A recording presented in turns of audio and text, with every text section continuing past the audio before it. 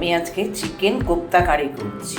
Chicken কিমা নিয়েছি, রসুন কুচি, আদা কুচি, পেঁয়াজ কুচি, ধনেপাতা কুচি, জল ঝরানো টক দই, এদিকে ডিম, ধনে গুঁড়ো, জিরে গুঁড়ো, লঙ্কা গুঁড়ো, গরম মশলা গুঁড়ো, হলুদ গুঁড়ো, নুন আর পাউরুটি। ব্রেড ক্রাম্ব দিলেও হয়, আমি পাউরুটি দিচ্ছি। আর এগুলো সব একসাথে মেখে নেব।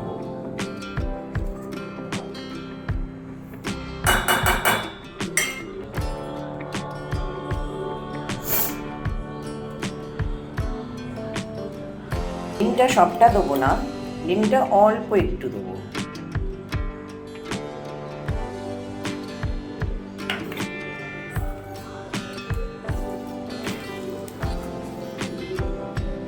কি করব, একটু তেল হাত করে নেব। তেল হাত করে নিয়ে ছোট ছোট বল করে করে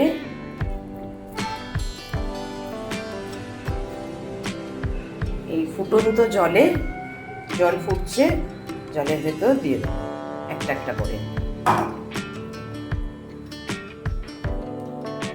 প্রথমে একদম নাড়বো না, আস্তে আস্তে যখন ওগুলো ভাপে পুরো কমপ্লিট হয়ে যাবে, তারপর তলা থেকে নেড়ে দেবো, দিয়ে একটু ফুটে উঠলেই নামিয়ে নেবো।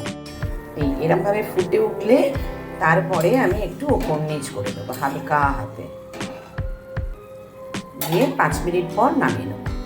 এই যে এরকম হয়েছে।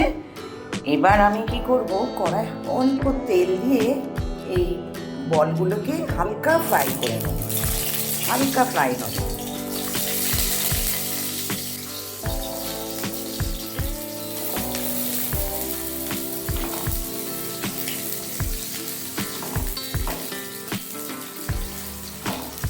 এই যে এরকম হালকা ভাজা হবে, এরকম হালকা ভেজে এবার যার যেমন ইচ্ছে সে কারি করুন, তাতে কোনো অসুবিধে নেই। আমি পেঁয়াজ রসুন দই টই বাদাম বাটা দিয়ে কারিটা করেছি, আপনারা আপনাদের পছন্দ মতো কারি করে নিতে পারেন। এই হচ্ছে আমার চিকেন কোপ্তা কারি, ভাবে ঝোল করেছি। আপনারা আপনাদের পছন্দ মতো কারি করে নিতে পারেন।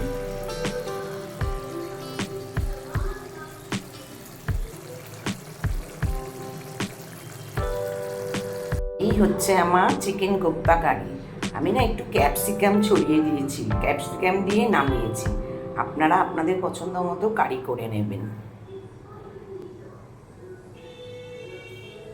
কেমন হয়েছে জানাতে ভুলবেন না, হ্যাঁ।